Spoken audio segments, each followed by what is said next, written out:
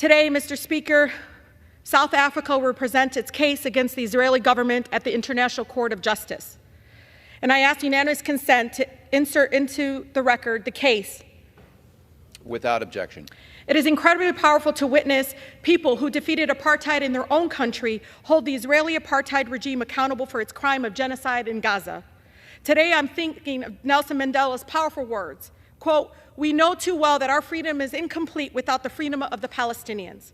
In the past 3 months, Israeli forces have killed over 23,350 Palestinians, including more than 9,600 children. They have injured more than 59,400 Palestinians. More than 8,000 Palestinians are still missing under the rubble.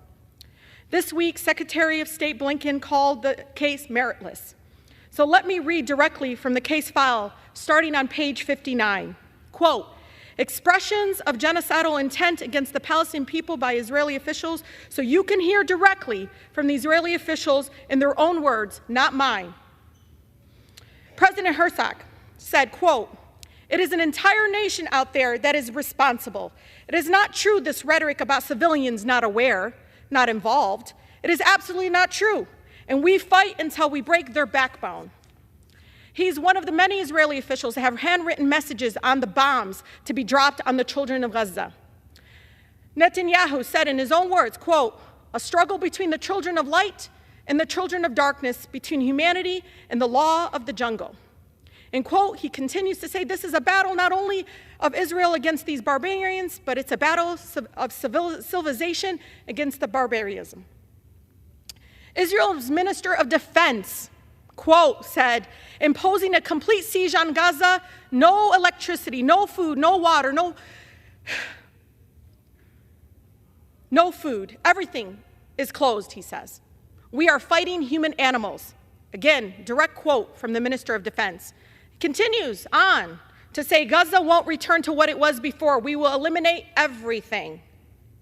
Israeli Minister for National Security, again, an official within the Israeli government, speaking of those living in Gaza, he said, quote, "They're all terrorists and they should all be destroyed." Israeli Minister of Energy and Infrastructure said, quote, "All the civilian population in Gaza is ordered to leave immediately. They will not receive a drop of water or a single battery until they leave the world." Israeli Minister of Heritage said, quote, "The north of Gaza Strip more beautiful than ever. Everything is blown up. It's flattened. Simply a pleasure for the eyes.